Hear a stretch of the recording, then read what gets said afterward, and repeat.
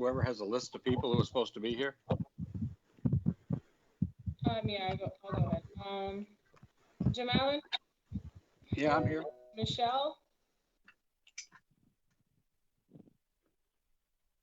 Michelle, are you here?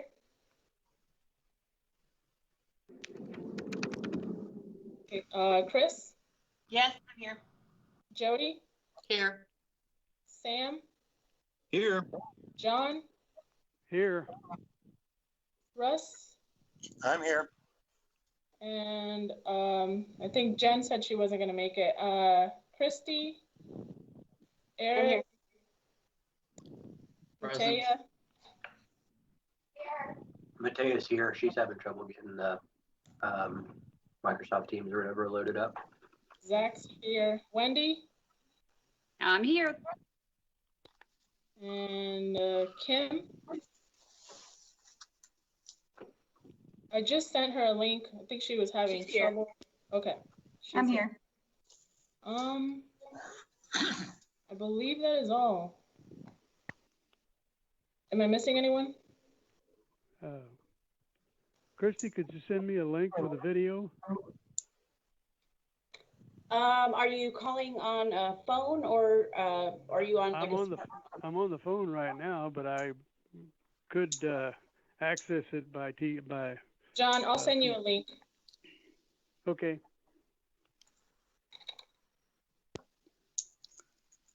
Am I correct in my count then that it looks like we've got 6 members of the commission here, so that's a quorum?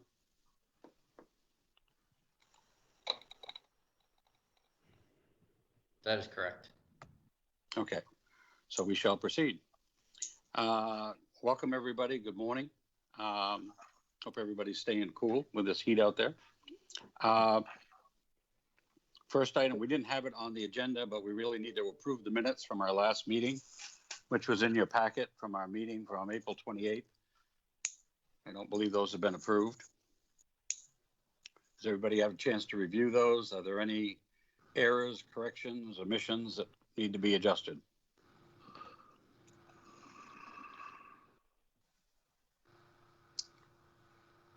Hearing none, then I would entertain a motion to approve the minutes from the April 28th meeting. I motion, Chris. Chris motions, is there a second? Second, John Thornton. Second by John Thornton. Any discussion?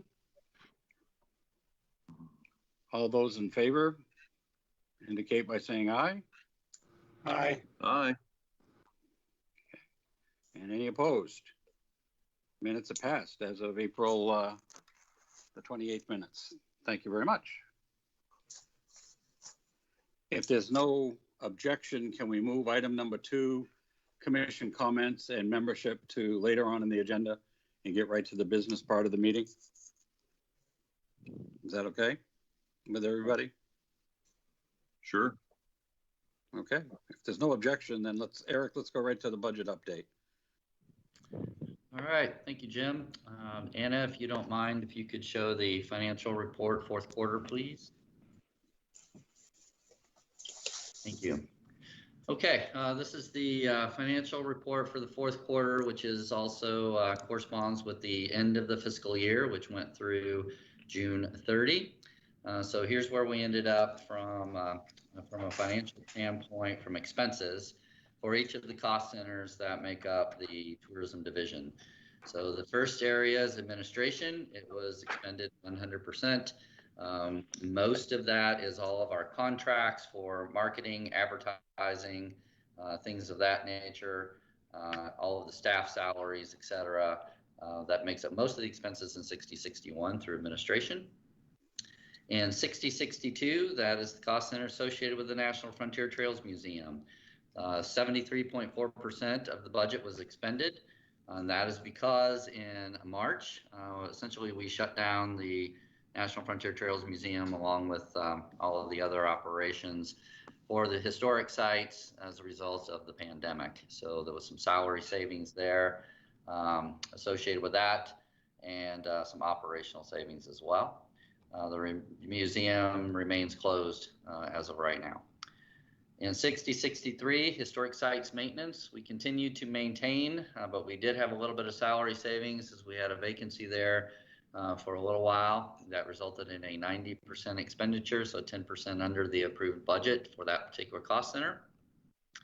And then in 6064, tourism sales and services, we expended 71.2% as we held or canceled several of the contracts that we had for some large media buys and some advertising, like with the Kansas City Royals, et cetera, a few things of that nature, bringing that cost center in at 71.2% as well. And again, those decisions were made to hold on those expenditures and some of those programs that we had in place for going in, what would have been going into the fall season as a result of the pandemic. So overall, our budget for going into the fiscal year was approved at almost 2.4 million. We expended 1.9 million, which was 81.3% of the approved budget expended. So we put on the brakes during that fourth quarter of the year, save some money as a result of the transient guest tax being down, which we will cover here in the next budget report. So any questions as to where we ended up on the fourth quarter or the end of the fiscal year from an expense side? No.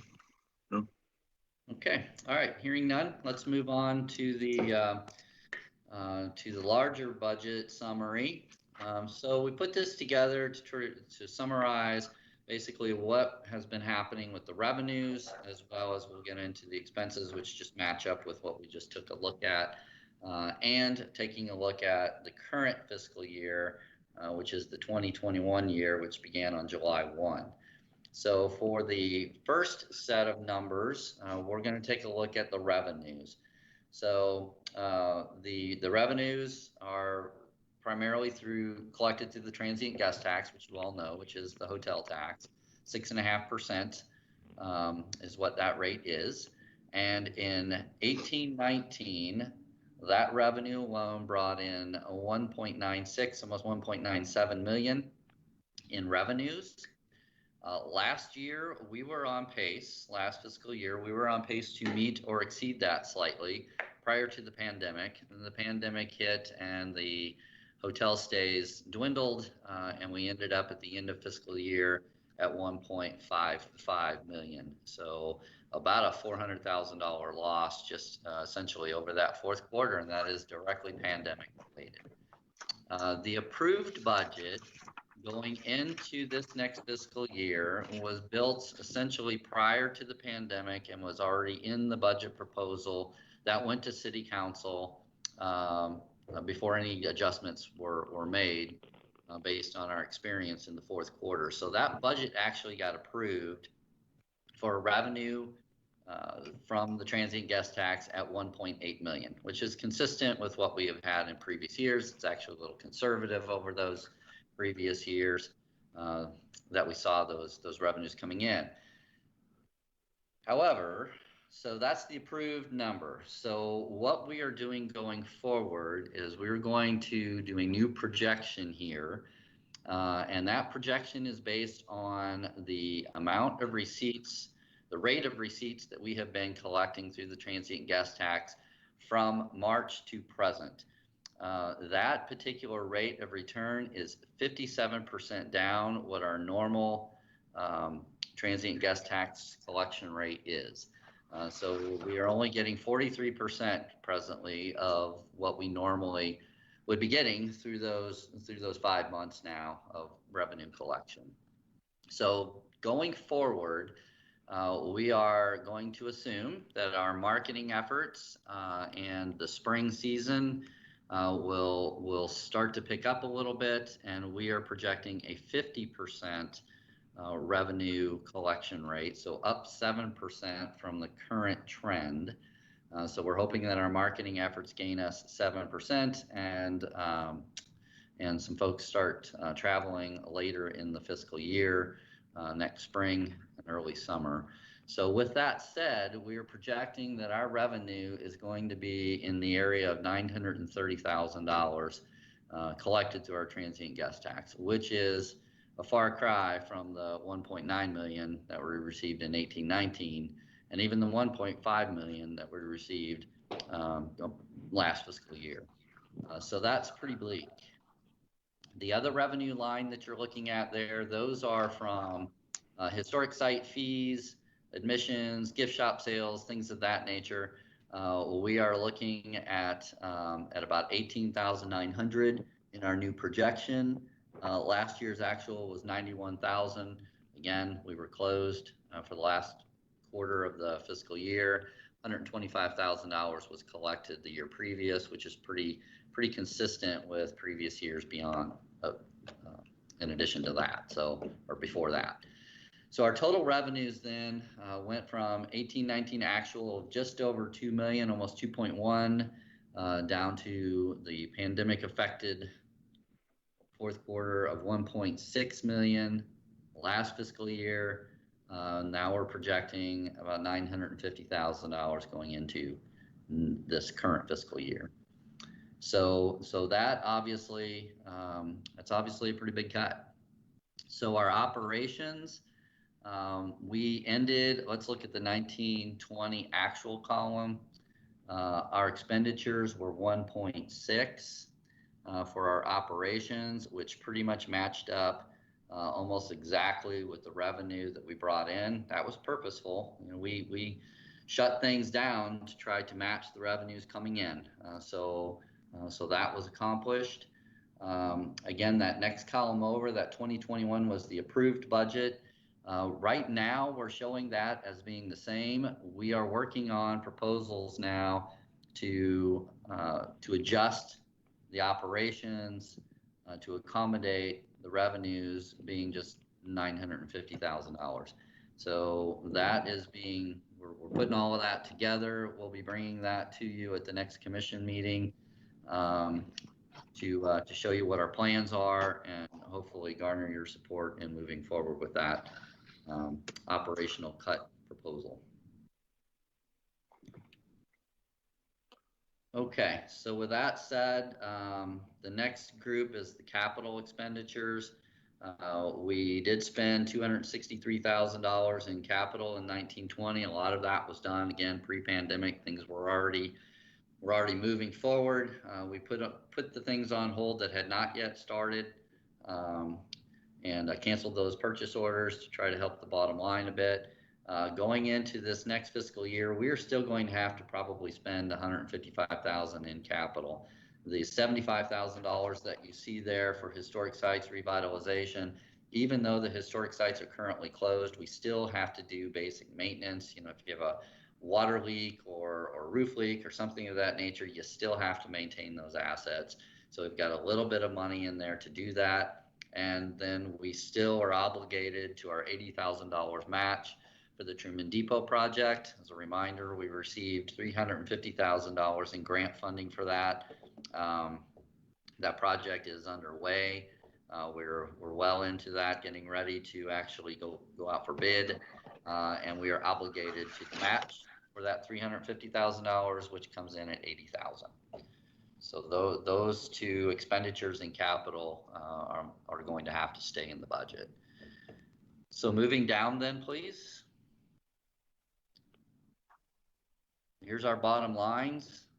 So from an operations standpoint, we ended up at the end of the last fiscal year with a positive balance of $60,391.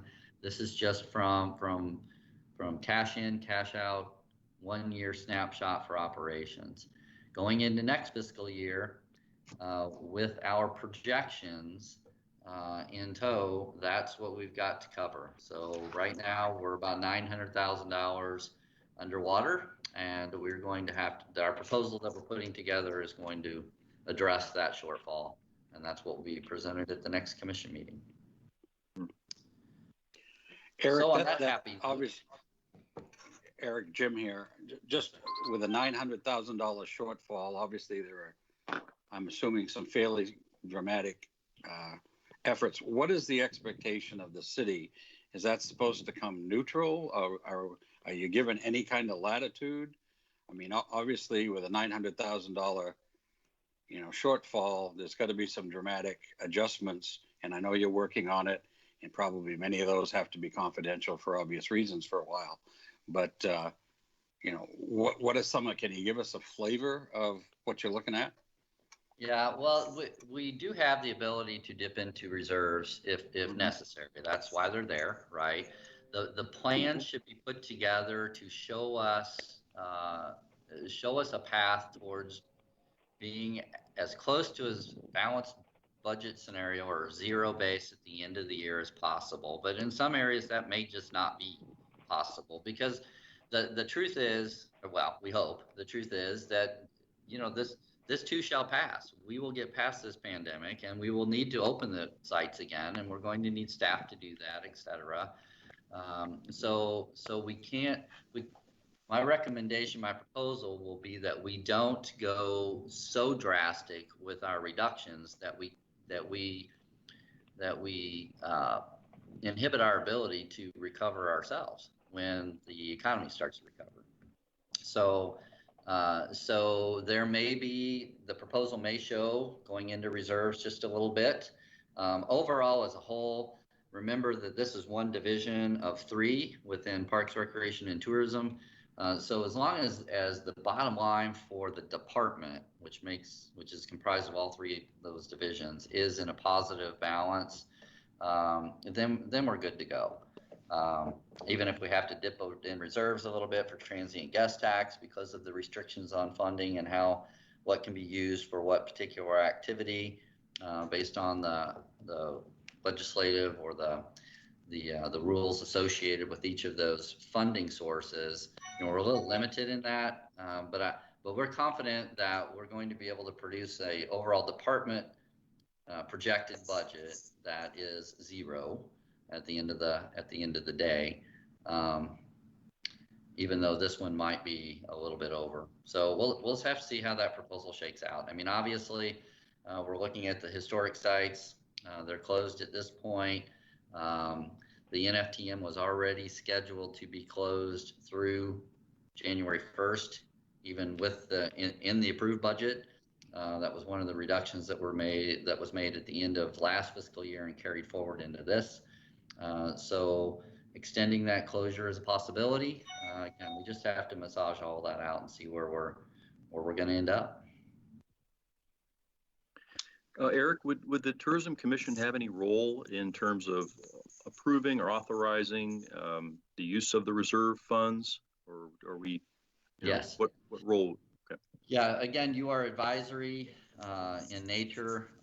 However, your endorsement of the proposal, if it does dip in, carries a lot of weight, actually, and I would not be comfortable moving forward with a proposal without your endorsement. So hopefully we'll reach an agreement on the proposal when it's presented to you. Okay. Sounds good. Thanks.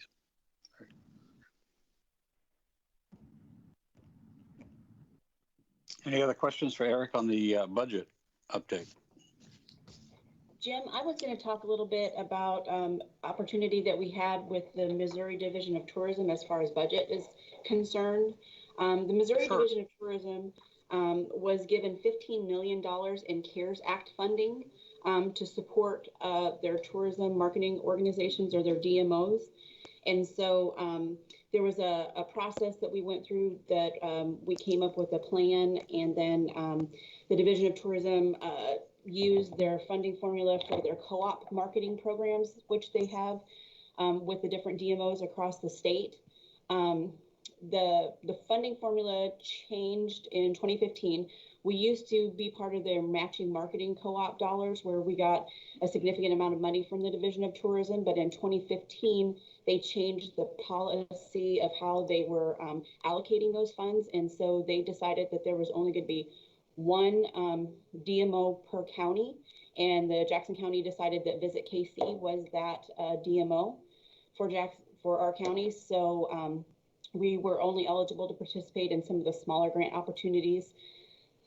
which maybe, $12,000 a year, when previously with the matching marketing dollars, we were in the several $100,000.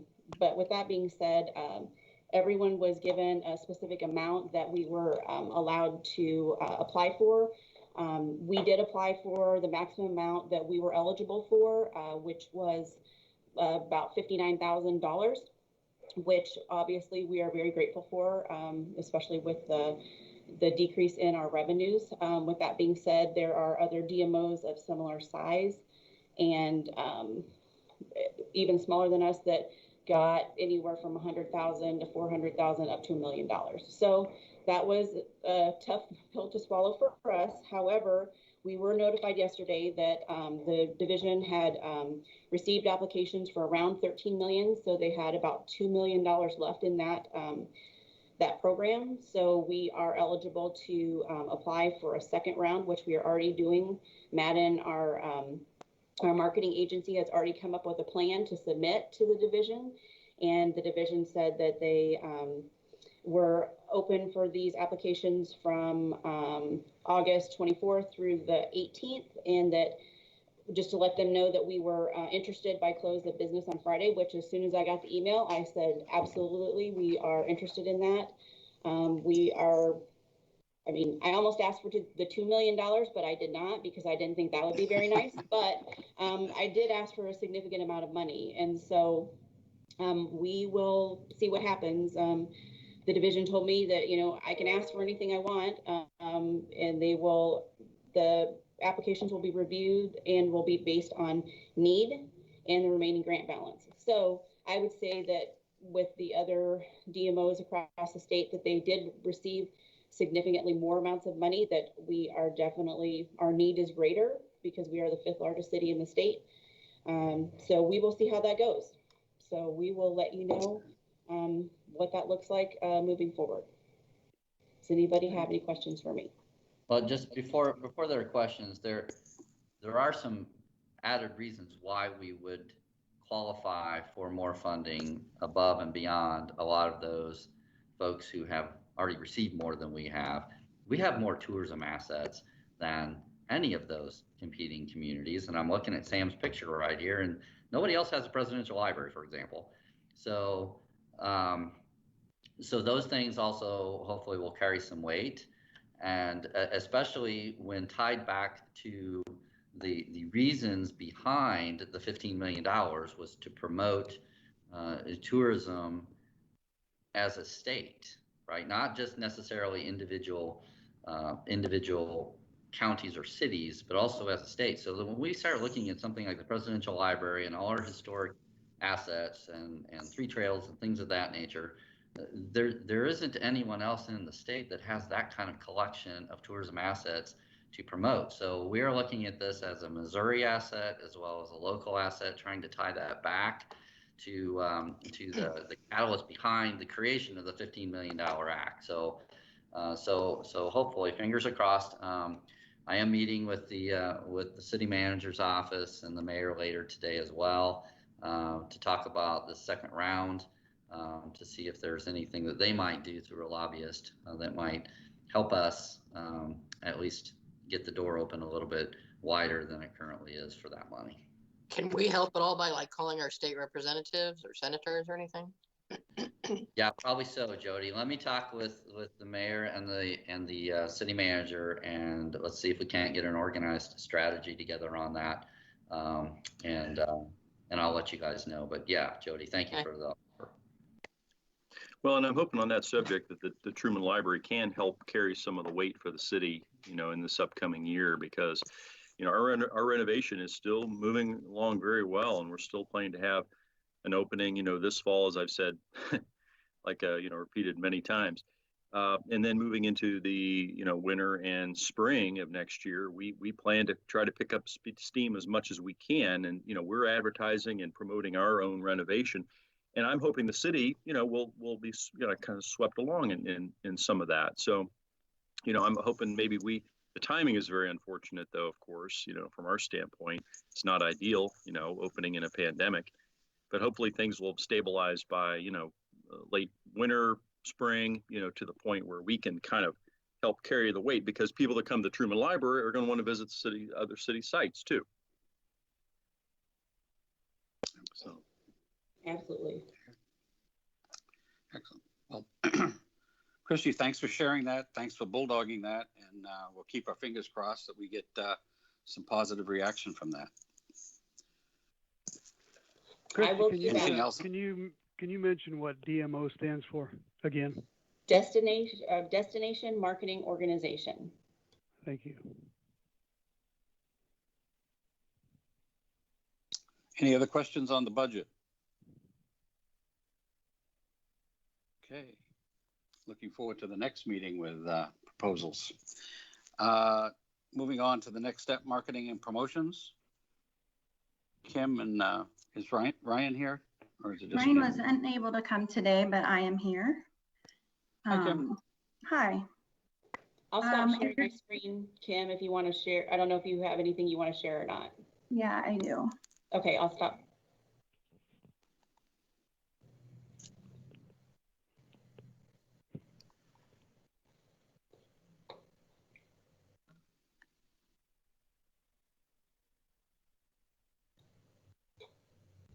Kim, you can go ahead.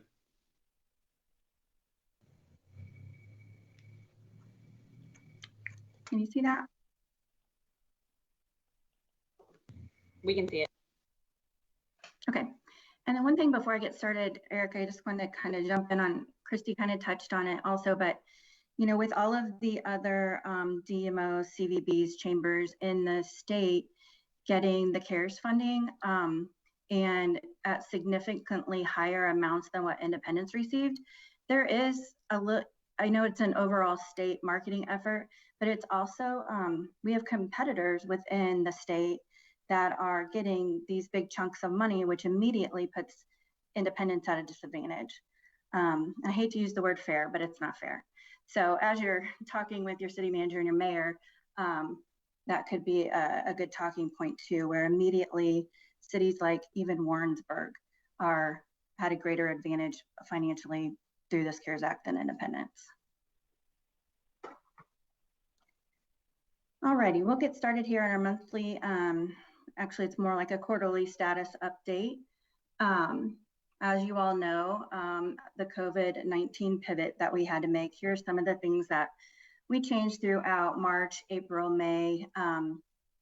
We delayed our start of our spring media plan. We didn't launch it really until July 1. We canceled the Royals partnership. We worked with them on and off for a couple of months trying to work it out, but there was just really nothing that they could guarantee us. So we just thought for now, it probably was better to hold off.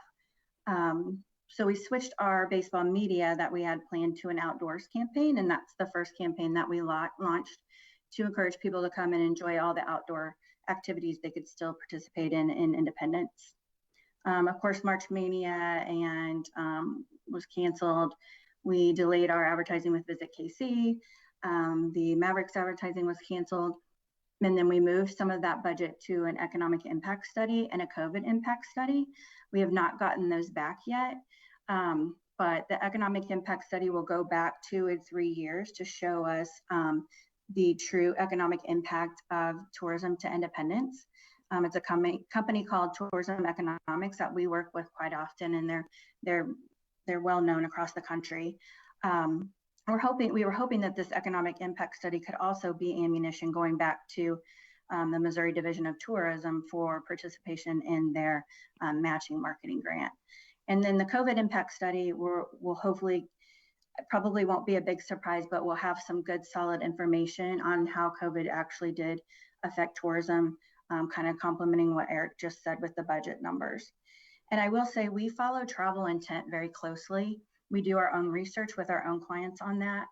And what we're seeing right now is that as of today, travel intent is up from where it was obviously the last 6 months, but it's still down about 35% over last year. So about 35% less people are planning travel. They're saying, or intending to travel. So we keep watching that and watch for the trends and watch for when we see opportunity of when booking windows open. Quick question for you, please. Can I sure. can I ask a question now? Absolutely. Yeah, okay, thanks. Hey, how do you measure travel intent? That's an interesting measurement. And an important one too. How do Mhm. you determine that? So we look at several different things. One of our case studies we work with and watch is Traverse City, Michigan. Another one is Atlanta, Georgia. What we watch for travel intent is we watch booking engines, OTAs, to see people searching for travel. Is that up, down compared to last year? We look at actual bookings. Are the bookings for hotels up, down, and what is that window? Are they booking for spring? Are they booking 30 days from now? So those, we look for we do a lot of search engine marketing across the country. So we watch that with all of our clients. What's the status of that? Are people searching more now than they were 2 months ago? And what are they searching for? What we're seeing obviously is a lot of road trip searches and weekend getaways. Where can I drive within a day's drive? So we kind of monitor all of that. And then we have a dashboard that Christy has access to. And we put it all in a dashboard where all of our clients can go and look and see kind of what's happening across the nation. Okay, thank you. Mm-hmm. So currently what we're running marketing wise is we're doing a general awareness campaign. We're getting ready to launch a historical niche campaign to help promote the reopening of the Truman Library, get people thinking again about history and independence. And then we're going to continue our outdoors niche campaign. We are in the production cycle of our 2021 visitor guide and in ad sales.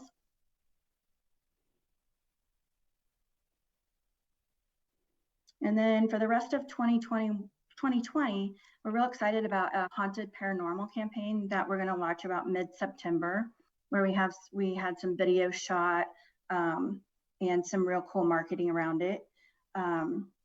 Again, we're going to continue with the historical niche that I spoke about, and then we'll do we're hoping to do a holidays campaign. We'll have to take a look at that and see what's open and what the actual activities are around that to see how that works out. And then Chrissy talked about the CARES funding that we've been working on. We actually, the budget grid that we did for the first round, we plan to cover the cost of the marketing I just talked about so that we're not using any of the city tax money at this point. We'll use as much of the CARES funding as we can to cover what we're running. Unfortunately, all of the CARES funding has to be completed by November 15th. And that's a federal regulation. So even if we get round 2, we'll have to run the marketing between now and November 15th. But there are things that we can do to build upon assets and things that we can use for future marketing. Also with the CARES funding, just so no one's surprised if they see an ad, it has to very strongly portray what Independence is doing to protect visitors from COVID. So you will see people in masks. You will see the copy of the ad will be very direct. We are keeping our visitors safe by abiding by the Jackson County mask ordinance. All of our ads that we submit, or all of our ads that we run, have to be pre-approved by Missouri Division of Tourism. So once those are approved, we shouldn't have any problem getting reimbursement. And they're now offering the monthly reimbursement for that money. Here's just some of our ads that we've been running for outdoors and the history. And I'm not sure you won't be able to hear this, but I'll just show us. We've been taking some of this downtime actually to work on the website and build up some existing pages to really add more images, more movement, that type of thing. This is the Food and Brews page. This is a new page. It's what we call a presentation layer, but it's basically a landing page that goes through the history of Independence. It's very interactive. I believe you already all saw this and you probably won't be able to hear it, but we created a National Tourism Week video, which mostly, well, all of everything that we did for National Tourism Week was virtual this year. And I know everyone's seen our COVID recovery video. I think we showed that last time. And then some of our results that we've seen as our general awareness and outdoors campaigns through all of COVID, or not all of COVID, just starting July actually. We've seen 17 million impressions on Google, prospecting and remarketing. We've had 31,000 clicks to the visitindependence.com just from our Facebook ads. Our content distribution and native ads, we've seen 15,000 clicks to the website. And then we're doing some remarketing lists for search ads, which is remarketing to people that search for keywords for independence. And we've seen another 1,800 clicks through that. And then we're tired of talking about CARES. So that's all I have for today. Anybody have any questions? How do those numbers compare to last year, the number of impressions and clicks? Because I really don't have a sense of context. Yeah, Whether those are big numbers, small numbers, you know, yeah. I assume they're small, relatively small. Yeah, you read my mind. I was about to say that. Unfortunately, the previous agency didn't have the right tracking on your Google Analytics.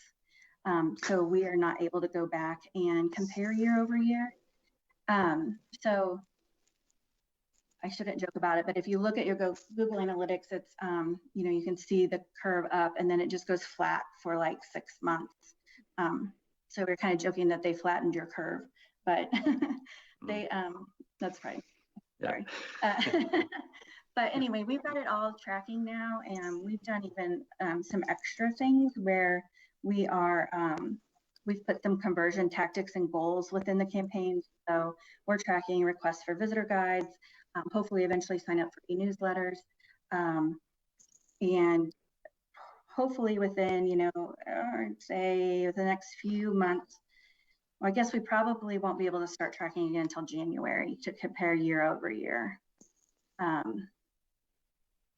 So that's kind of the situation that we're in right now.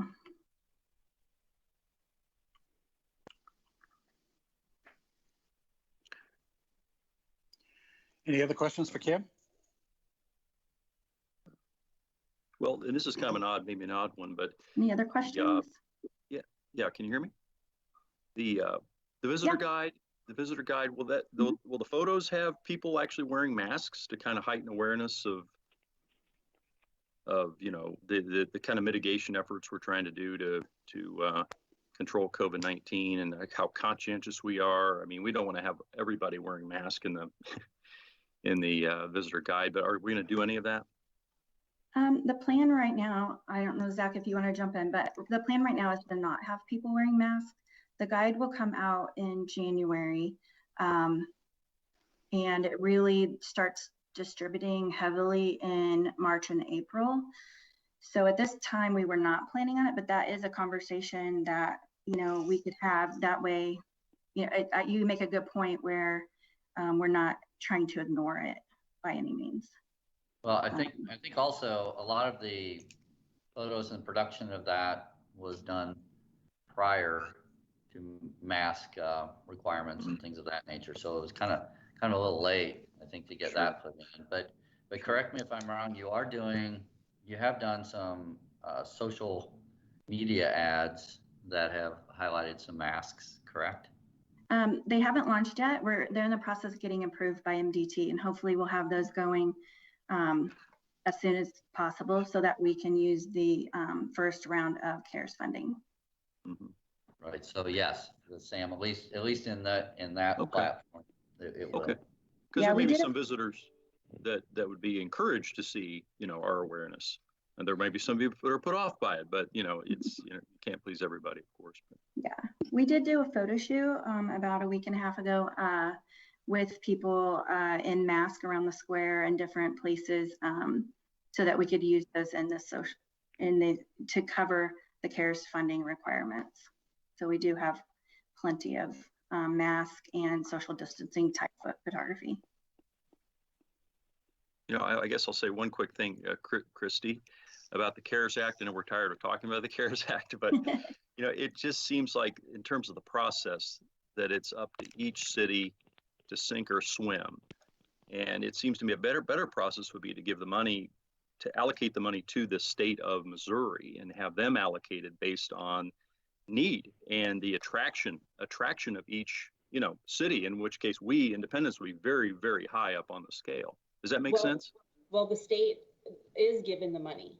That's the thing. The state of Missouri was given $15 million in CARES Act funding specifically for tourism.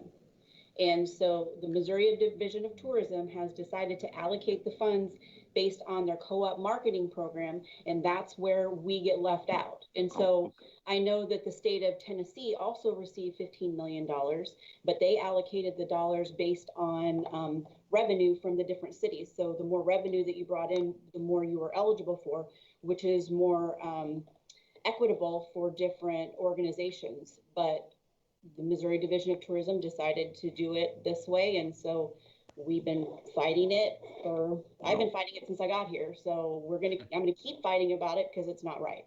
And we're hamstrung because we're not the DMO for this area, right? Kansas City is. That is Okay. correct. My Gotcha. guess is they got upwards of 7 figures. Wow. Okay, thank you. I appreciate you explaining the process. Yeah. Sure. Hey, Jim, before we question? leave the marketing bullet point on the agenda, I'd like to give a preview, maybe if we can, of one of those paranormal ads. Hopefully we'll have some audio with it as well. So this is a sneak peek of what's coming. It's kind of fun. Alrighty. Hold on 1 second here, sorry. Okay, I got it here.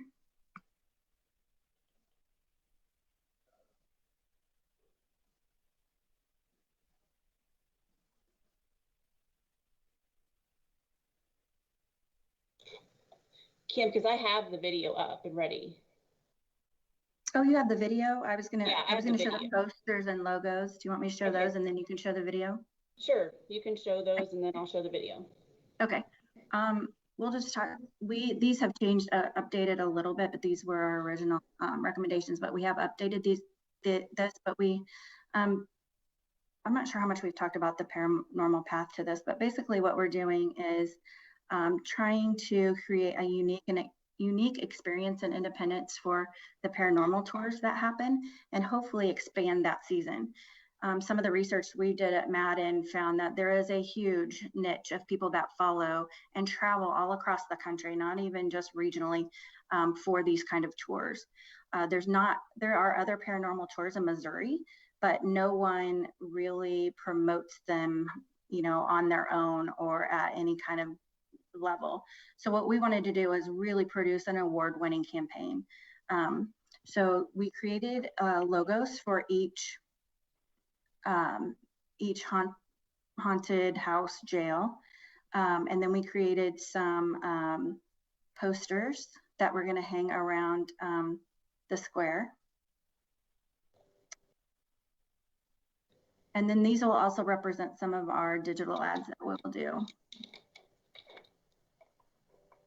We did not run any of this through the CARES funding because we didn't want to put masks on our ghosts. But these are just kind of some examples of what the ads will look like and then what the posters will look like in town. And then Christy will show you the video. Hey, didn't Jesse and Frank James wear masks all the time? Yeah, that's a great point. You did. So the other appeal to this is from a programming perspective, it is easy to social distance and adhere to all of the Jackson County restrictions in implementing the program. So we're pretty comfortable going forward with this as another way to get folks to come to town. So can you see my screen? Yes. Black? Okay. I'm going to try this with my speaker up to my microphone, so hopefully y'all can hear this.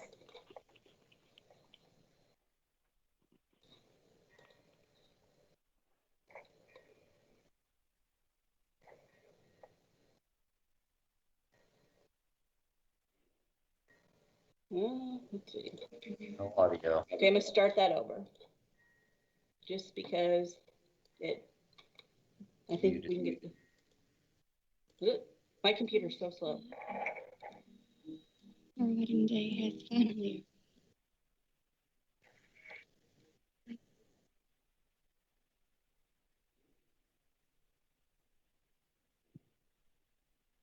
No audio. It looks spooky. It looks spooky though. You guys cannot hear this? No.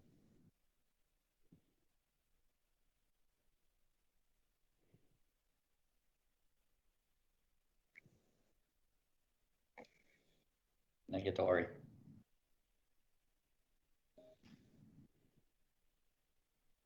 All right. Well, that was a little anticlimactic. Sorry about that. Sorry. I had the speaker up to this microphone, so it's not working. So I don't know. That's weird. there's no telling. Well, Zach, if you can work in the background, maybe we can get that done at the end of the meeting. Christy, if you let me try, I think I can get the audio to work through my computer.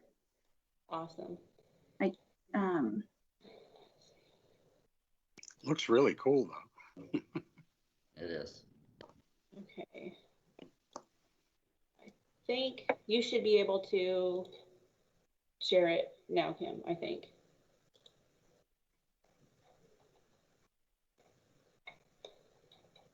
All right, I think all right,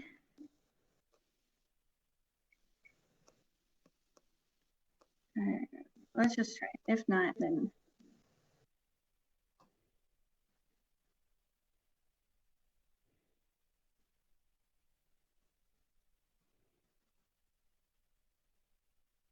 Yeah, I don't think there's a way to share the audio on a video on a Teams call. Well, we can figure that out. Yeah, well, sorry, folks. We'll have to wait until it rolls out for real, but it's pretty cool.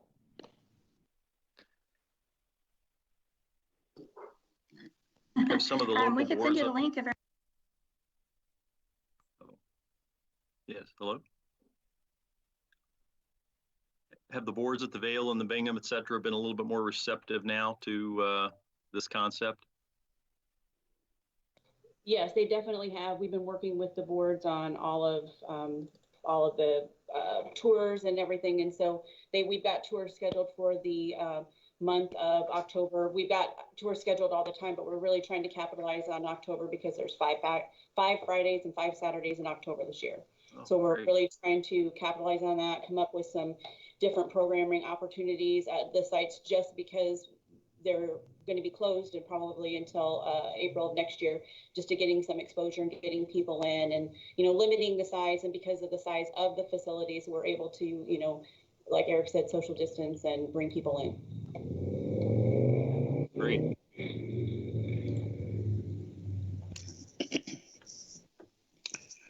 Okay, anything else on marketing and promotions? What a segue back to Wendy on historic preservation. Yeah, thank you. Eric mentioned a few of the projects that we're working on, but basically we're working in conjunction with our PRT maintenance crew. The tourism side is staying on top of all of the basic maintenance and is also still working on some projects that have been in the works for a while, including the stabilization of the wall at the National Frontier Trails Museum. So I know that tourism staff has been working with a local engineering firm to try to figure out what's going on with that wall and see what would be needed to stabilize it.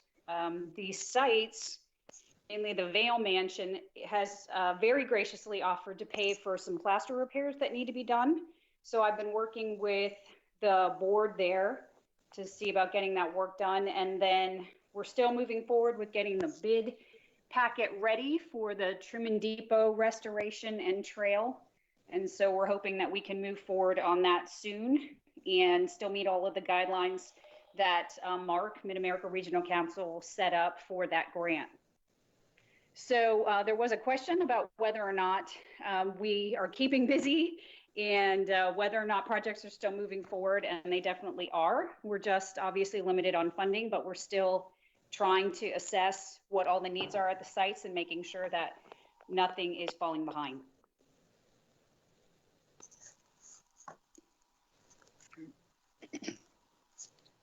Questions for Wendy?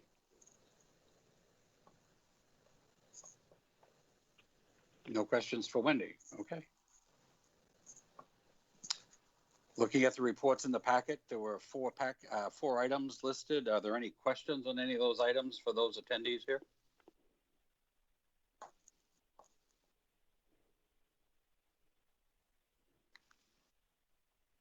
I take the silence as there are no questions. Okay. Hey, Jim. Yeah. This is Zach.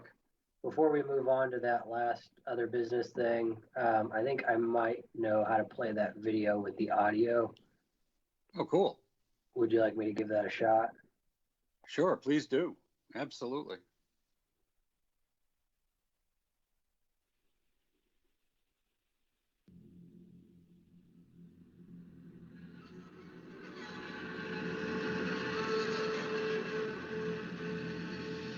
They miss me at home. They miss Can you hear it? Oh, yeah. Yes. Yes. Most dear,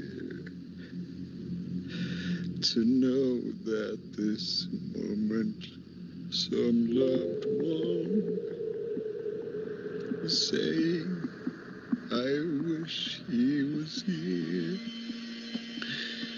to feel that the group at the fireside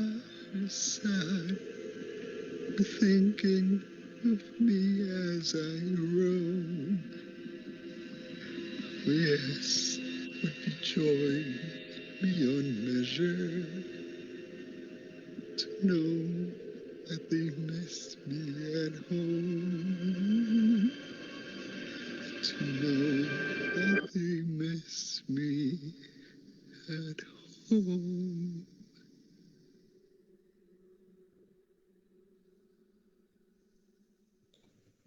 And keep in mind, this is the long version. There's going to be 15-second versions and 30-second versions for social and different things like that. But these are just the long cut versions. Tom just came in my office and said, "What's that? That's creepy." That's awesome. That's a great ad. cool. Yeah, that's cool. I'm sure That's Sam cool. was disappointed we didn't include the Truman home. Oh. Was that the reading of like a letter or a diary or a song? I couldn't quite hear enough to hear like lyrics or words. Was that an actual like jailhouse letter or something? What was that? No, I think it's so the character or whatever in the video is singing, and Kim might know better than I do, but the video projects were led by somebody at Madden named Louis, and it's my understanding that he wrote the copy for each of the videos. So I agree that it's kind of hard to understand, and we gave him that feedback when he presented the videos to us last week or a couple of weeks ago.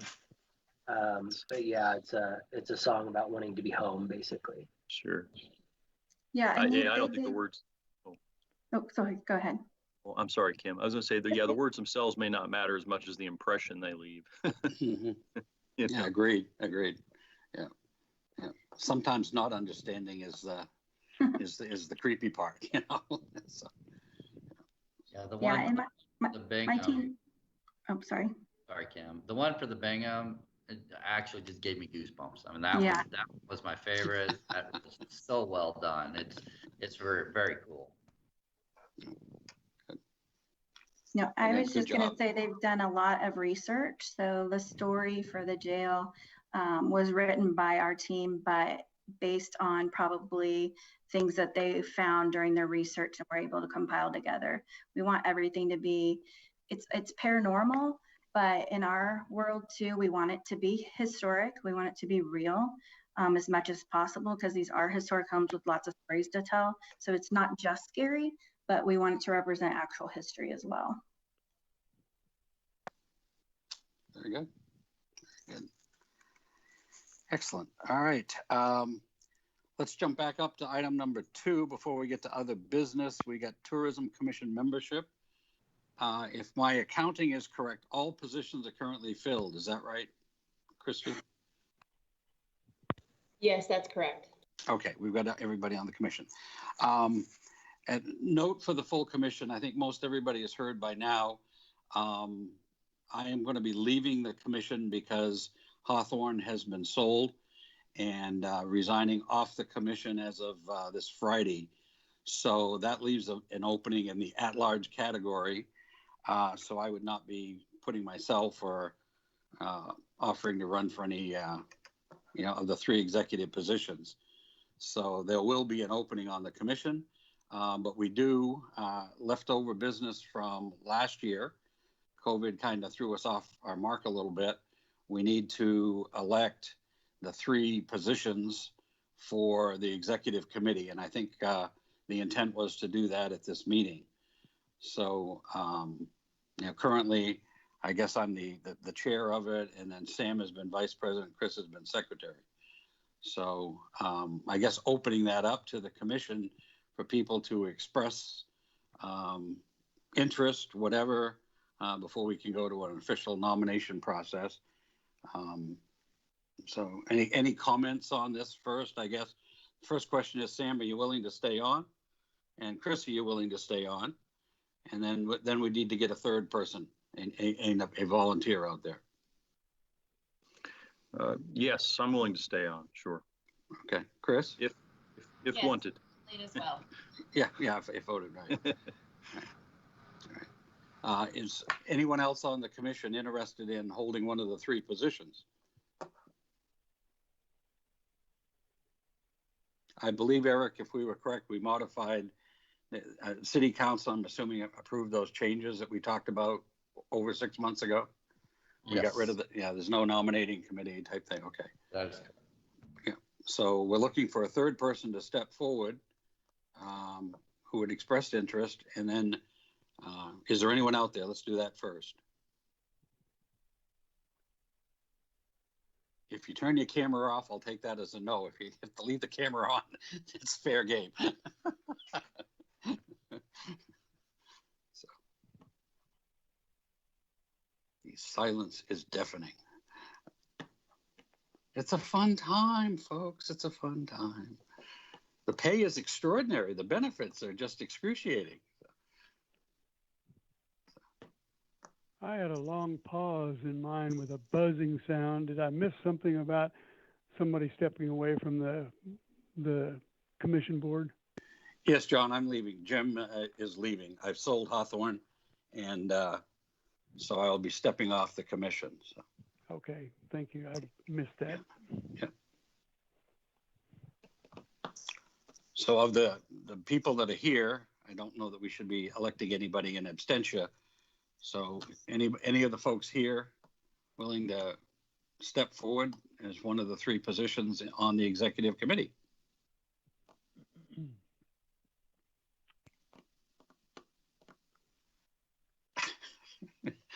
Oh boy. Have to draft somebody.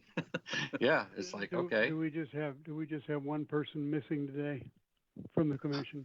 I think my Jennifer. record has 2, Jennifer and Steve, I think. Right. And then whoever would take the at-large position, they may be interested, depending on who that is. Right. So maybe we let everybody think about it. If you're interested in becoming a member of the executive board, just let us know before the next commission meeting so that can be voted on next time. And then I guess we'll have to work on getting the position, the vacant position filled. Well, I certainly agree with that, but could we at least, for the interest of moving forward with some leadership on the commission, can the 2 people who have volunteered to stay on, who also have the seniority on the commission, can we elect, without confusing things, fill the chair and the vice chair positions on this, and then the third position to be named later? That way, at least, it gives Christy, you, and Eric a contact person on the part of the commission. Comments on that particular idea? Yeah, that sounds fine to me. I guess I have a question about are we trying to fill the at-large first, and then assuming that at-large person would be also agreeable to be on the, well, I guess he or she wouldn't necessarily have to be on the executive committee, but. No, I guess that once we fill the at-large, then I think those remaining people could be approached or might wish to step up, and they've got 2 months to think about it. With Christie's idea, waiting to fill the third person on the tourism board. But, you know, quite frankly, I'm very comfortable. Sam, if you're wanting to move up, and Chris, you're willing to move up, then I, you know, I can't make a motion from the chair position, but I do think that would be wise to do that. Well, I'd be willing to do that or stay where I'm in as vice, Chris. If you want to be chair, I'm fine with that too. I'm willing to let you take the chair position. Okay, if that's acceptable. Okay. Then we can entertain a motion then from the full commission here to elect Sam into the chair position, Chris into the vice chair position, and for the present time, we'll leave the secretarial position open. Is there a motion out there to do that? Yeah, I'll make that motion exactly what Jim said. Or I'll second it if Michelle wants to make it. Okay. So who made the motion? Michelle made the motion. Is there a second? I second, Jody. Jody Sorry, seconded. Okay. It's Tuesday, but it's Monday morning for me, so sorry. That's all right. That's all right. So we've got a motion from Michelle, seconded from Jody. Any discussion? Commission members, all those in favor of the motion indicate by saying aye. Aye. Aye. Those opposed? Aye. Great.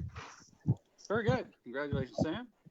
Congratulations, Chris. Thank you. And normally we have a large inaugural ball for the installation of these positions, but due to budget constraints, we'll just have to settle for a burger at McDonald's, maybe. Okay. We all have to do our part. Yeah, we would have gone to Chick-fil-A, but we got to cut back, you know. So anyway, so there we are.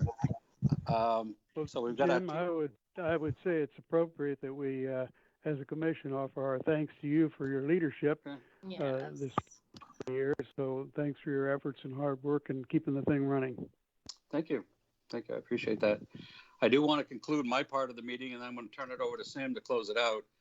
But as my last presentation here, I do feel an obligation to thank all of you because I really enjoyed working with all of you. We've got an incredible staff here at Independence.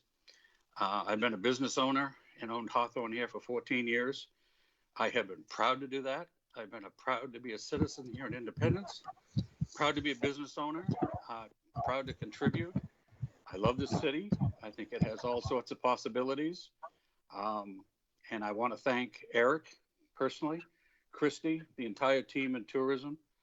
While I won't be able to thank the mayor in person or the city council, this city has supported my business and Wendy and I for the past 14 years. And it is a wonderful, wonderful opportunity. We will take memories away from here that is going to last Wendy and I a lifetime. And I'm going to miss doing this. I'm going to miss contributing here in Independence.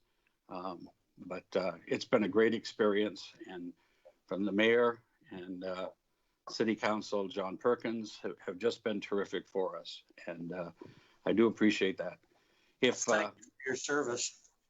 And I notice on Google, the Hawthorne place doesn't have any identification on it. Is it going to go to a private residence? The new owner hasn't decided.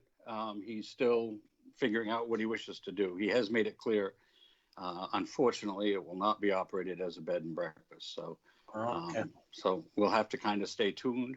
He does have a knack and an interest in historic buildings. So we're pleased with that. Anyway, we will see what is forthcoming. So. Well, it's a gorgeous mansion, even if it's a private residence. Yeah. Thank you. Yeah, we've worked hard to keep it that way, and not as a downer here, but if you believe, since we talked that paranormal situation, 5 or 6 weeks ago, on July 10th, the lady that created Hawthorne passed away, and unfortunately, last week, her husband, her partner for 53 years, who also created Hawthorne, Fred, passed away. So it's kind of like a passing of the torch, if you will. End of an era. Yeah, an end of an era. And then when a week ago or two, I understand Mayor Reimel passed away. And, you know, Mayor Reimel was instrumental, as the City of Independence was, in supporting our efforts, but he was the one who really made it happen for Wendy and I when some substantial changes needed to be made to the city ordinance to enable us to operate 6 guest rooms here at Hawthorne. So, you know, it truly is a passing of the torch. And Wendy and I have nothing but great memories and appreciate our friendships and everything here. So thank you all very, very much. All right. Best of luck to you, Jim.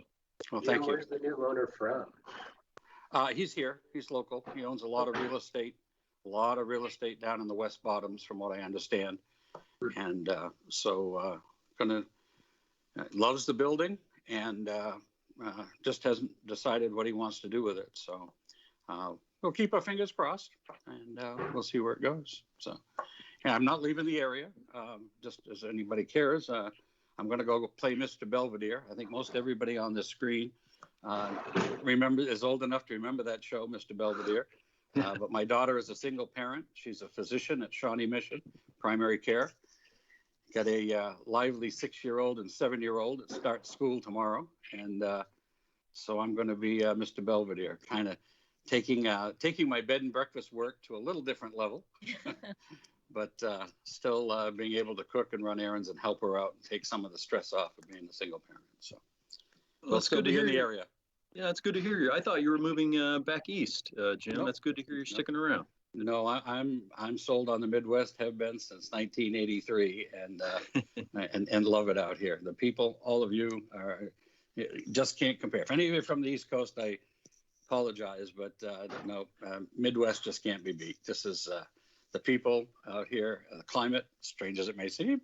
And people say, do you miss the mountains out back east in New England? It's like, nope. I love the Midwest because you can see for miles and miles and miles. And it's true. You know. So anyway, thanks again, folks. And I'm going to turn it over to Sam as the new chair to close us out here.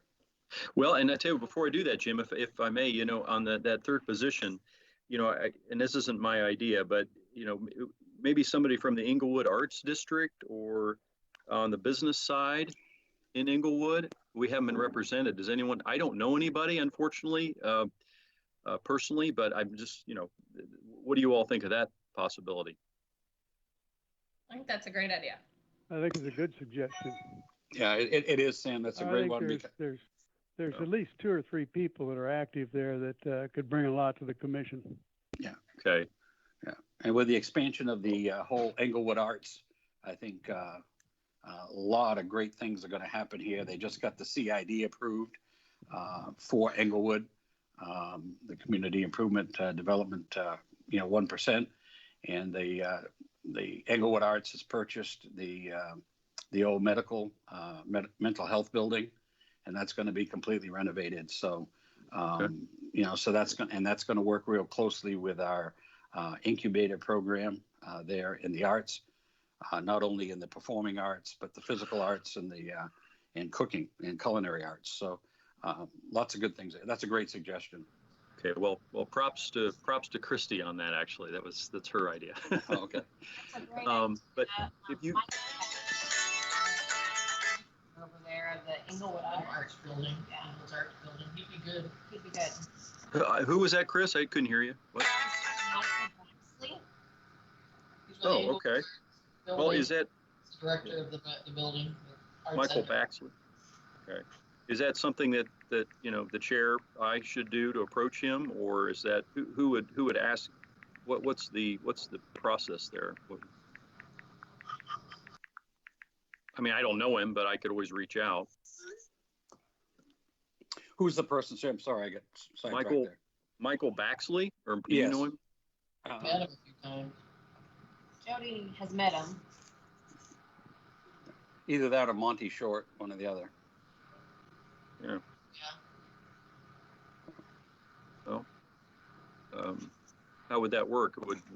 Should I do that, or would one of? Yes, Sam. I don't think there is really an official policy or practice or protocol in place for recruitment. So if you feel comfortable in reaching out, that's great. If you want staff to do that, we can do it as well. Okay, I can do that. Who would I start with? Michael Baxley or Monty Short? What do you all think? I think Michael. Okay. All right. I'll try to find his contact information. If someone has it and they can give it to me, that'd be great. I'll send it to you. Okay. Thanks, Jody. Okay. Super. Good, yeah. Yeah. Okay. No, that would be my choice, Sam, is to talk to Michael. Okay. Will do. Thank you. Well, I'll entertain a motion unless there's further business, and entertain a motion to adjourn.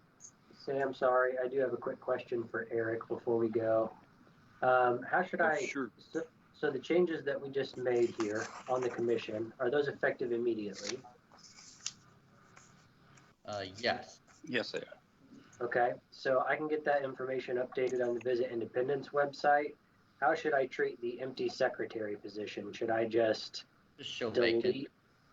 No, show it, but just show vacant, and then we'll update it. Got it. Okay, that's all. Thank you. I entertain a motion to adjourn. That's Russ. We have a second? Second, John Thornton. Okay.